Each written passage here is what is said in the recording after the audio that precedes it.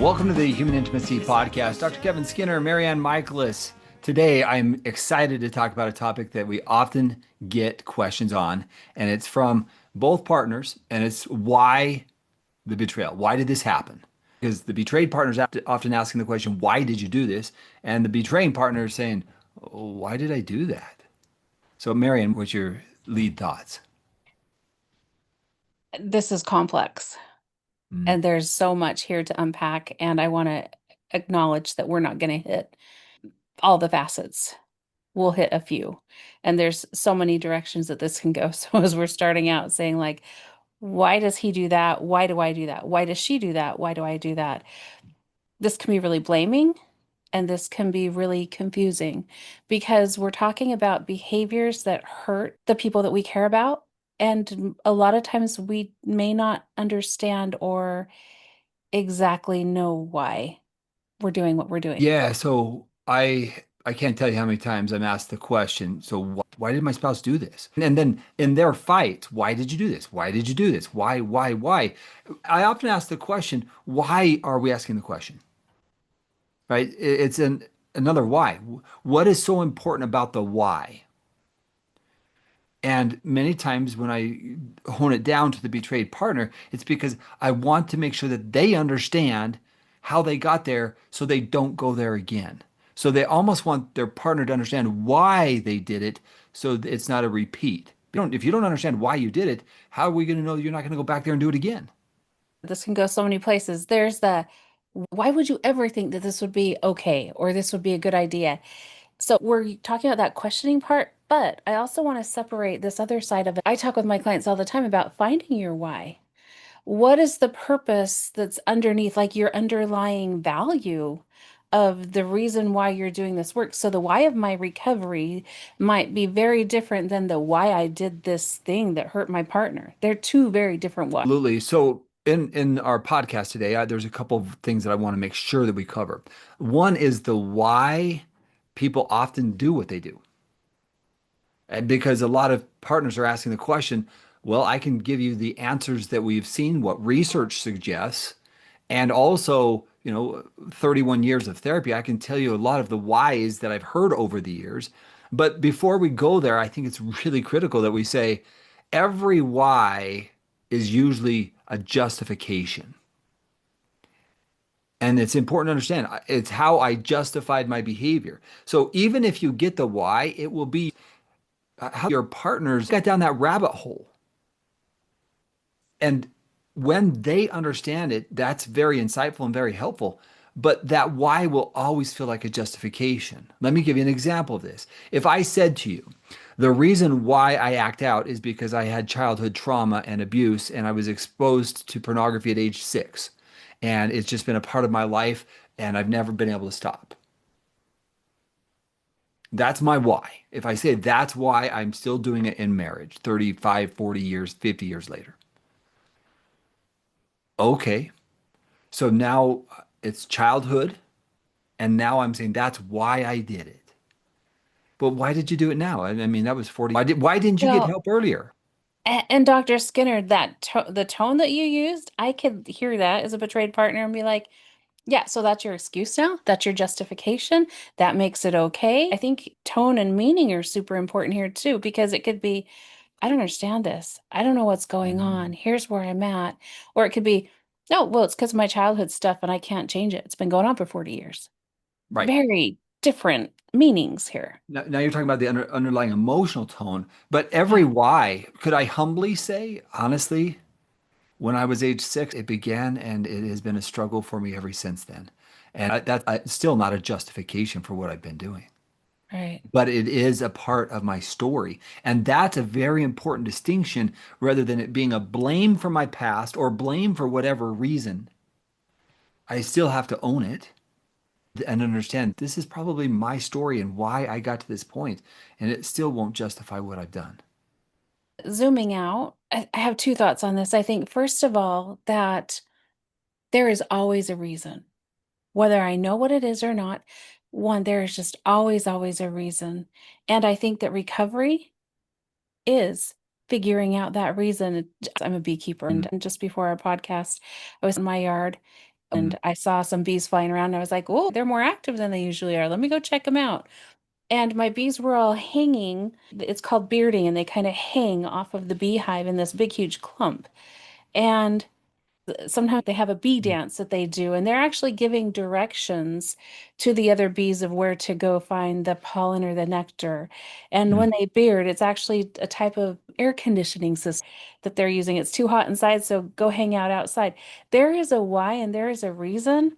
And I can look at the insects, I can look at everything around me. There's always a why. There's a reason why things happen, just even the science in the world.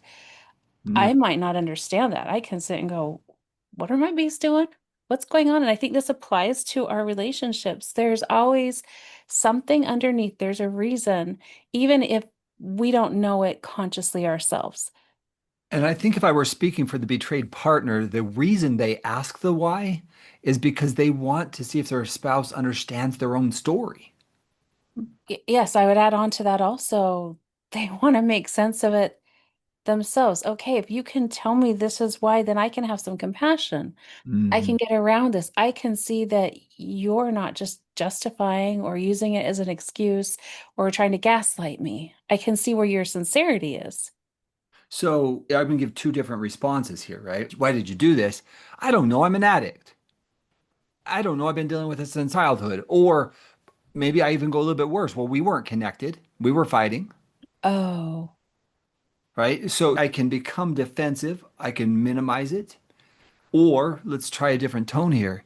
You know, honestly, there's no good answer. So every why I've thought through. Yes, I did have these experiences in my childhood. And yes, I did have some other life experiences. I just wish I had more insight back then that I'm starting to get now. I'm starting to understand my story. It's really been a part of my life, and I wish I would have taken actions earlier. But the truth is, right now, I think I have more insight than I've ever had. I love that insight take because that first example, boy, our first work in recovery is really looking at our denial. And I might have told myself a story, and I might still be telling myself a story that I've used to justify my behaviors so that I can look in the mirror, so that I can say, yeah, this is okay. I hear often, well, you were too busy, you were too tired, you weren't interested in sex, and so I had to get my needs met. I Mm, hear getting my needs met often as a reason or a why, and we have to look at that and say, hold on a second. Yes, I agree you have to get your needs met, but I'm wondering if that's the need that you're really needing to get met, or mm. if you're using that as a coping tool for a deeper underneath why. And I think when individuals do enough introspection, they realize, they come to that recognition, like that's how my mind was working at that time. As they begin to shift into a mindset of, I don't have to go that direction, I can change, I don't have to act out. It's a different understanding. They start to say things like, yeah, I realize that I have those needs, and I still have those needs, but I don't have to do it the way I was doing it. Dr. Skinner, I want to just pause for a second. This conversation that we're having is about introspection and insight. Yeah, for And sure. I think it's important to point out recovery, this is what it boils down to. Mm, Figuring out why I'm doing what I'm doing. And for some of our listeners, this might be hard. It might be like, what? I've gone through my life. I've created patterns and systems so that I don't have to feel, I don't have to really look deeply. And that's how I functioned. That's how I survived through some really hard things. And so it might feel really daunting for us to start saying, now we want to start pulling things back, slowing things down. And it might feel like I don't have the emotional tools to cope with what I might find. So this can be really daunting. And I think it can go both directions. Both partners, that the why. Man, this might sound a little bit maybe difficult to hear, but when I work with betrayed partners, I often ask the question, why does your spouse's behaviors bother you? Mm, I mean, some of the things make obvious sense. My spouse cheated. What do you mean? Why does it bother me? But right. still, the important part there is the interpretation, what meaning they are giving to the sexual betrayal. Why is this bothering me? And usually, when we start getting deeper, and this is what I'm trying to help them communicate, I feel like I'm not important. I feel unloved. I feel like I'm easily replaced. I feel powerless. And so we start to hear the deeper why, the deeper pain that we may not have heard without that type of introspection. So how do I get there? Because I could go check, check, check, check to that list. Great. Dr. Skinner, you just said all those things. I don't know. How do I get there? So my suggestion that I often give to my clients is to take a little bit of time, get out a journal and think about what you're experiencing and just put to paper with your pen whatever comes to your mind. And I have found that when you just start writing, whatever comes to your mind, without editing, just let it flow, the insight just comes in. And I have seen that over and over with my clients. It's one of my favorite tools to give to my clients. In fact, if you were sitting in my office and I said, okay, look, I'm just going to give you some paper and I just want you to write, it's amazing what will happen in 3 to 5 minutes of just writing. What is this issue? Why is it? What am I really trying to say? And what's it doing to me? And usually, MaryAnn, we come up with a core belief that they have about themselves. So when you get to the why, with often with betrayed partners, why it's bothersome, it's usually what it's doing to their sense of self. Hmm. I've got two very divergent thoughts on this. Mm, So the first one, I don't know if you're familiar with Julia Cameron. Have you heard of her before? I haven't, huh? She has a workbook called The Artist's Way, and it's really about connecting with your artistic side. We all creators, we create things around us, we create environments. But one of the exercises she talks about, she calls it morning page, and she says every morning you sit down and you just write for 3 pages. Three And it's pages. just a brain dump. It's Yeah, not specific, it's not focused, it's just kind of clearing all the junk out of your brain. Doesn't matter, nobody's going to read it, but that yeah. helps you clear out to get to this place of insight, all the thoughts that are jumbled around. The other thought I have on this is an exercise that I think I learned from you, and it's the Toyota way. I think that's what it's Okay. called. Yeah. And Yep. it's called the 5 Why. I had a client I worked with years ago, and she thought that she had to bring homemade goods to every church activity. Oh, gee, that's a And lot of she work. she was at a group that day and she's like, I'm so stressed. I've got so much on my plate and I've got to make cookies for this thing tonight. And so we started saying, Mm, let's dig that. Why? Why yeah. do you need to do this? Why do you need to do this? And we say, why is this important? What's that rule there? What does it mean?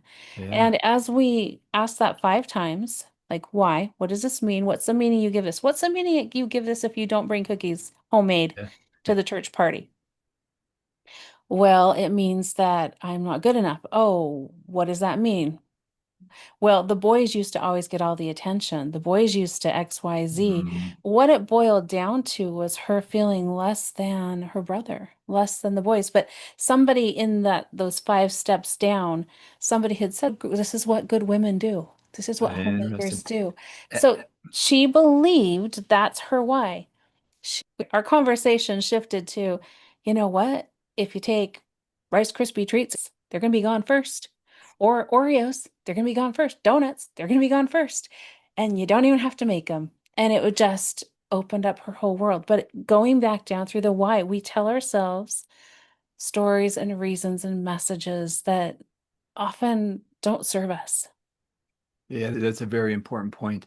So what you're describing there is when we don't have the personal insight, we don't even understand our own whys. Yeah. So when I work with individuals who've been acting out for decades, one of the questions I frequently ask is, all right, so in a recent relapse, what made you decide to do that? Because a relapse last week versus 10 years ago, are they different reasons? Why did I choose to go there today? What was the purpose of a relapse? And it's always interesting to see where their mind goes, like what was happening. Because interestingly enough, when we don't have that insight, we just act mindlessly. And what we're trying to say is understanding your why is going to not only increase your insight, but you're going to live more mindfully with more attention and more awareness. And I think, MaryAnn, that's what we're trying to help, at least today in this podcast, is we need to get more insight into our whys. And then in the marital dynamic, what happens there is if I understand my why, I'm going to call it an awareness and humble way, I can tell my story not in an accusatory, not in a blaming way, And I'll give a couple examples of this one real quick. So let's just say that we were disconnected and we had been living apart and I chose to act out. And I said, well, we haven't been together. So I just, what does it matter? Why does it even matter? Now contrast that with I don't do well when I'm alone, I realized. And it's something that I've got to work with because when I'm alone, I realize I'm more vulnerable. And so I've got to come up with a better strategy when I'm alone. And that's what I realized in this last episode. Does that feel different? Absolutely. Insight, awareness, things that I need to work on. And it's taking accountability rather than shifting the responsibility and blaming or accusing my partner for my behaviors. So I think we're talking about a couple of different concepts here. We're talking about distilling it down to understand Mm. maybe our Yeah. belief that may or may not be faulty. And I think we're also talking about tracing out or going back through our patterns and figuring out what was I thinking or feeling that made me step over my line into behaviors that I didn't want that were harmful to me or to other people. And so Yeah. we're going two different directions, but with that same question, why? Which again, it's this important question. So now I want to be a little bit practical for a second. All right. What if we said, all right, I'm going to give you some of the most common whys that people relapse. Okay, so we're gonna go through and we're gonna say, here's the most common whys. Do you know the number one, Marianne, Well, according I to know the research? first two. I'm not sure which order you're going in. Okay, so the number one reason, based upon research, that people relapse or turn to drugs, alcohol, or sexual behaviors or gambling or whatever is stress, Right. right? And it's the inability to effectively deal with stress. That's research shows that over and over and over again. That's the number one. So it's a coping or a survival strategy. Yep. Yeah. Okay. So if we just start there, then the tool that we have to deal with is how do I more effectively deal with my stress? Right. And that's a different dialogue. Like I'm stressed. I was stressed, so I acted out, contrasting with I've got to figure out how to deal with stress more effectively. And very consciously. Yeah. And so now what would you say the number two is? Number two is schedule. When I'm not doing my dailies, when my schedule changes, usually we have patterns. We have things that we get up and do. Hopefully, our clients are doing self care and they're working Mhm. recovery. There are very specific things that we set in place to ensure that we're going to be emotionally regulated. We're connecting with a higher power. We're connecting with other people.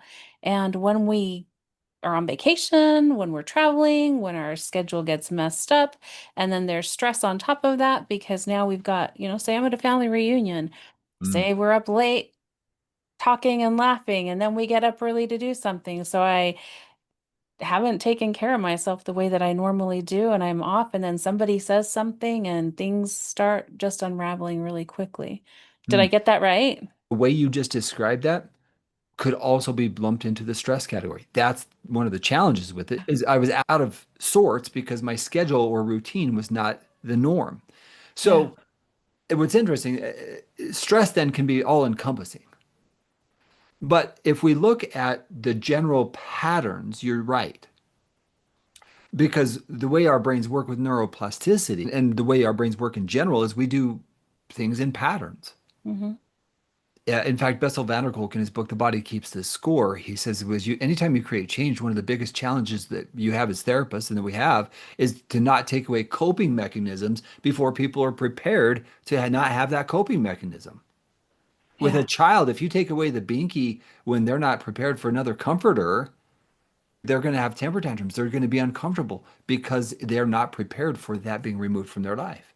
And I think that's so important in therapy when we're saying, hey, let's just take away this coping strategy that you've been using for 35 years Right. and you have nothing left. Good luck. We've got to be really careful. That is why, as therapists, we're saying you need a support group, you need a sponsor, you need people to talk to.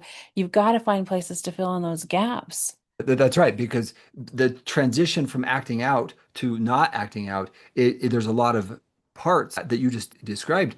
Because if I try to just do it, say cold turkey or not prepared, that's often why, honestly, that's why when we set New Year's resolutions, they don't work because I'm not mentally prepared for that change that's going to take place. So when people say, why did you do that? Another possible answer is I wasn't prepared for the change. I didn't have enough insight. I didn't have enough awareness. And so when the stress came or when things came, I wasn't prepared. I didn't have the tools or the resources. Now, is that Mhm. justification or is that just a fact I wasn't prepared mentally for how hard it was going to be? And I think that can be really big or really small. Mm, I previously interviewed over 500 women, hearing their stories before they came into some support groups. And mm, one thing that I noticed and I started really tracking and kind of just keeping note of is like, when did the betrayal happen? When did, mm, what did you find out about that? Overwhelmingly, big things, anniversaries, holidays, babies being born, traveling, things that were not normal in the normal part of routines. And so I just want to validate that there are some significant life experiences, birthdays and anniversaries. There can be a lot of emotion that get tied to these things that yeah, can really be really painful and triggering. And so there may be an emotional component. I mean, there's for sure. always an emotional component to that. And I really believe in slowing things down and saying, was I hungry? Was I tired? Was I stressed when I walked in Mhm. the door and I tripped over my kid's bike and I started yelling at them? I have to be able to walk that back and say, tomorrow I don't want to yell at my kids Sure. when I walk in the door. So do I need to meditate for 5 minutes before I come in? Do I need to get a granola bar or some water? I have to be intentional to go backwards through my pattern and say, how do I prevent this? So if I know I'm going on a family reunion or a trip or having a baby or there's a hard anniversary or birthday coming up, I need to do some advanced planning saying, this is going to be a potential problem. I've got to figure out my plan for me so that I can be successful. So I got a couple thoughts here. You All just right. again described stress, right? Right. If you look at life events, right? Yeah. Moving, travel, right? And the second part of that is Dr. Roy Baumeister's book Willpower talks about when our energy is depleted, he calls it ego depletion. We're Yeah. more vulnerable to do things that maybe are not as healthy for us. So to turn to unhealthy habits or unhealthy behaviors. So when I look at that, Marianne, when your energy is lower, you're more vulnerable or susceptible to acting out or acting in inappropriate ways. Let me add to that. I can't quote who this was other than I was listening to a Brene Brown podcast probably during COVID, and she was interviewing somebody really smart who I don't remember who they were. But the conversation that I remember is the individual said, you can have a plate of cookies sitting out on the counter, and at 9 a.m. in the morning, I'm great. I can walk past that, no problem. That's right. 4:30 in the afternoon, depending, it has to do also with our glucose levels in our brain. So there is Right. some biological stuff going on with the chemicals and what the hormones, everything. So at 4:30, I can walk by those cookies and I might need to grab a cookie because of energy depletion. And so Yeah. sometimes we might say, I don't know why. Like I sometimes that question, I don't know why I did it. And I'm not giving this as like a here's a free pass or an excuse, but I think it's important to also know, where was I in my day? What was going on with me? And that is the awareness that the person who is acting out needs to have in order to prevent it from happening again. So I recognize I'm more vulnerable at 4:30. Charles Duhigg in his book The Power of Habit, he talks about this concept of when we automatic afternoon need for a cookie or something, we get into a pattern and it's almost programmed that way. So when we're susceptible to the cookie or to acting out or whatever that susceptibility is, one of the whys is I was susceptible and I did not respond well in that susceptible environment, at risk environment. So for me, when someone asks why, I bet I could give 10 reasons for almost any relapse. I could start off with my childhood experience. I could then say I was dealing with stress at work, and then it was in the afternoon, and it was available and it was accessible. And all of a sudden, which of those is the reason why? All of them. Been doing it for this Yeah. many years. Dr. Skinner, as I hear you say that, I feel a deflation inside myself going like, as a betrayed partner hearing that, that sounds and feels to me hopeless. Like, oh, Mhm. Yeah. wow, okay, here's 10 reasons, and they might all be valid, but that sure doesn't help give me hope. Yes, but They are the answers to why. They are all of them combined. So what But you're when saying is this is the recipe. If I can figure out this recipe, then I can start saying at 4:30 when I know that I've got the low glucose and I need to grab some carrot sticks. And when I'm lonely, I need to call my sponsor. And when I am something triggers my childhood experience, I need to do some self-reflection and understand where to go. The point is that is the why. I understand there's 5 or 10 reasons why, and for every one of them, I need to develop a response and understand that when I'm in that situation, this is what I'm going to do. I'm going to call a sponsor. I'm going to have that carrot. I'm going to go for a walk. And I understand myself well enough that because I've taken the time to understand my why, I recognize the environment that I'm vulnerable, and then I can shift my behaviors. So I want to just be really clear. It might sound like we're talking about buckshot, like it just goes everywhere. It could be anything. Mhm. And that might be the case, but Yeah. recovery is about going through and saying each one of those little beads in that buckshot, what are they and what's the trigger that gets me there? Yeah. And what's interesting there is individuals who are working recovery, they know there are certain environments that they may be susceptible to, and they know what to do in those moments.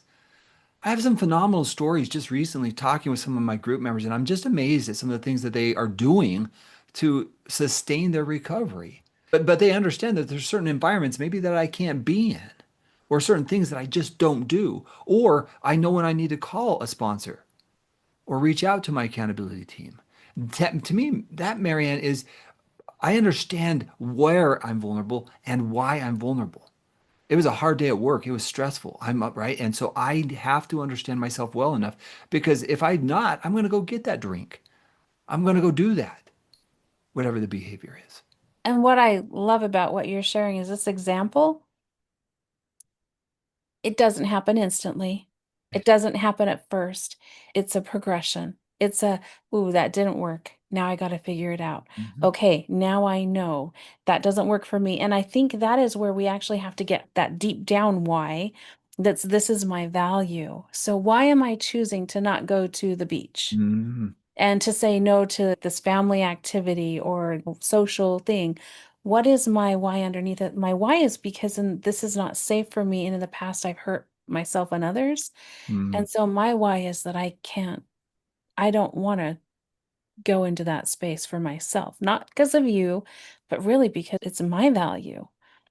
And that So, takes time and energy and just to get there.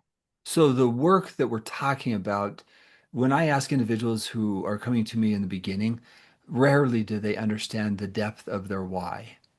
Because it's usually very complex. It's not one reason, it's multiple reasons. And what we have to do is identify, okay, when you're feeling this way, what we call emotional attunement, being aware of your own emotions. When you're feeling this way, what is your plan? What are the alternative behaviors and how are you going to respond? So you are intentionally doing what you know is going to work for you. When you understand that why, it's free. You are absolutely understanding yourself well, like, I can do this. It's freeing, I should say. And to Yeah. me, that, And MaryAnn, is that insight is beautiful. as I'm listening to the overall context of what we're talking about courage. This work Mm, that we're talking about takes so much courage to look at ourselves and to yeah. assess and to dig in and to be introspective and to say, I'm changing things and I'm finding my why. This is all about courage. This isn't easy work. It's incredibly difficult and incredibly freeing and rewarding as well. I want to do one more. This can be a little bit more difficult. So, All right. to the betrayed partners, I want to just give you a little caveat here. This is not going to be easy, but I'm going to invite you to think about it. More often than not, I hear betrayed partners and their spouses saying, "You're so angry. You're so angry." And I often say, I don't believe that the betrayed partners are angry.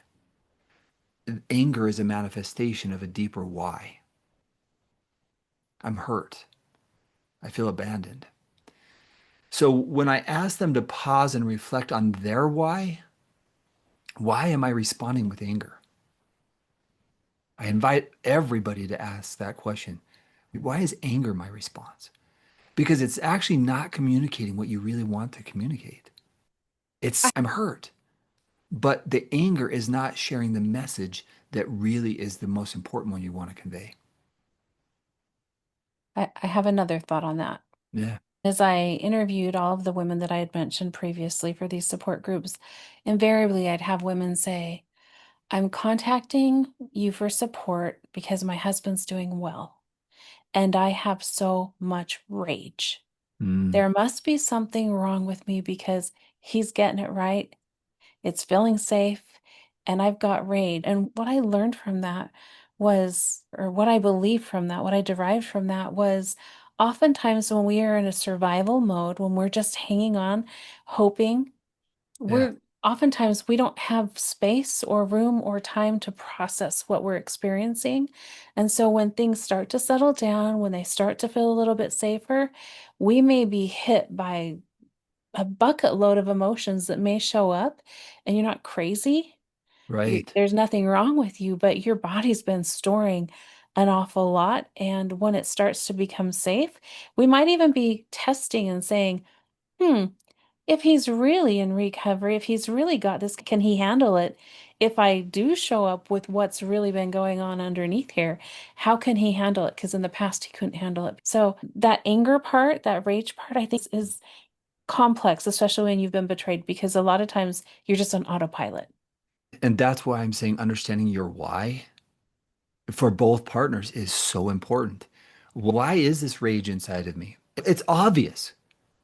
And yet, my own awareness of why I'm angry is not as obvious because it's usually going to boil down to something about myself. It triggers a belief in self. And to me, this is such an important concept because when I've seen betrayed partners make the most progress, MaryAnn, it's because they understand their why and then they begin to create boundaries and communicate more effectively because they understand why they're responding the way they are. Yes. And that's so empowering rather than feeling like I'm going crazy because I'm so angry all the time. It's like, wow, I understand this rage inside of me, which I think is normal and natural. Yeah. And yet, it's not the ending point of your healing. And I'm going to also say that there's going to be cycles where you are angry. And then you're going to be aware and like, ah, that wasn't the best me there. I want to communicate that more effectively, what I was trying to say. I have one other caveat I want to add to this, just because as we're talking about this emotional realm, I really want to validate there are times that our body is carrying emotions that we don't understand and we can't name and we can't say, this is why I'll have clients come in and say, I'm just weepy. I don't know Mm, what's going on. And, I'll work my hardest with them. And sometimes we'll be able to say, oh, I had a miscarriage 4 years ago at this time. That makes sense. Our bodies hold on to things, but sometimes we cannot find the yeah. cognitive reasoning. And that's okay too. Yeah, that's sometimes as you described, there's seasonal feelings or there's situations that were a year ago or 2 years ago. Yeah, but even that can be insightful. It's like, oh, wow, I'm starting to see my story. This time of the year, I feel this way. I've had clients throughout my entire career. I can't deal with this month. This month is the most difficult month. It Right. was the time I lost my dad and had D-Day and this happened. And Or it so, might be when my mom and dad had a separation when I was a baby and I didn't Mhm. even know about it. Yeah. And like, there's so much there. And I think that's a space where we have to give ourselves just a lot of grace and compassion and room, space and grace to allow whatever the emotion is. Meaning there's going to be times where you won't get to the why. Hmm. It doesn't make sense. And yet, what's interesting about that is even in reflection, in getting to the point to say, I can't come up with something, to me, that's the work that I appreciate because you've given enough thought and like, I don't have anything on this one. And sometimes there are not relevant or good answers. Sometimes we experience things.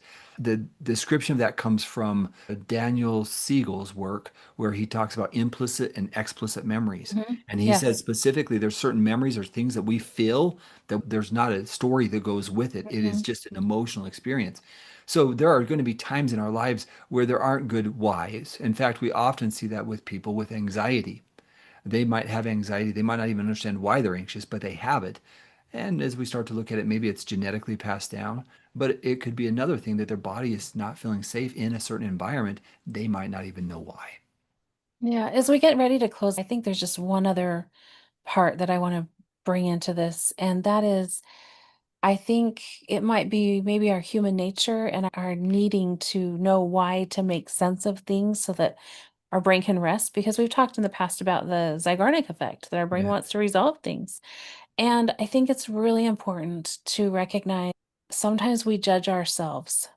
I think the more we can have the self compassion to say, hmm, let me dig a little deeper, let me understand myself a little bit more, and to bring in that lens of self compassion. I just think that's a really important part here because we're talking about some really hard, like nitty gritty. Like, why do we do what we do? And I can be really judgmental towards myself Mm. because of that. And that's not going to be very helpful.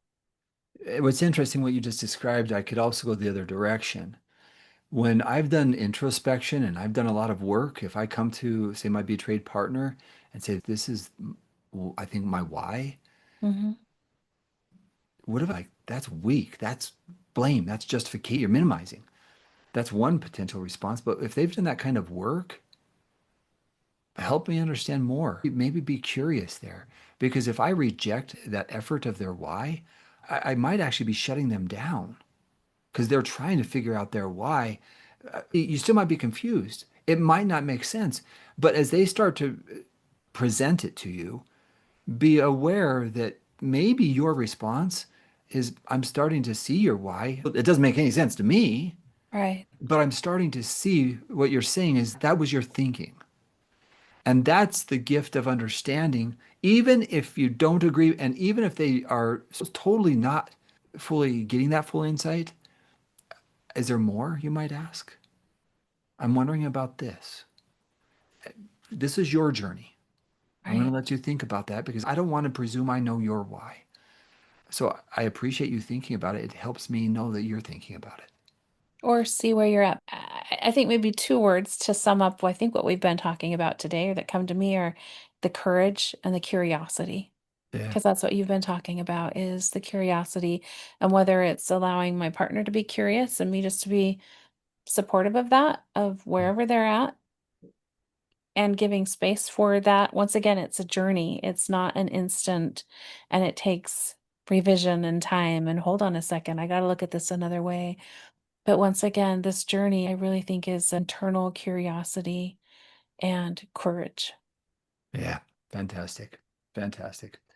All right. I just want to thank you, MaryAnn. I always appreciate these conversations. My final thought is understanding your why is a gift you give to yourself and your marriage or your relationship. And seeking time and just getting that insight, that's the gift you give to yourself. It really is. I'm going to learn more about myself and why I do what I do. Yeah, there's that quote from Dan Siegel that says that it's about feeling felt. And we I can't love it. feel felt until we can feel ourselves Yeah, and understand ourselves.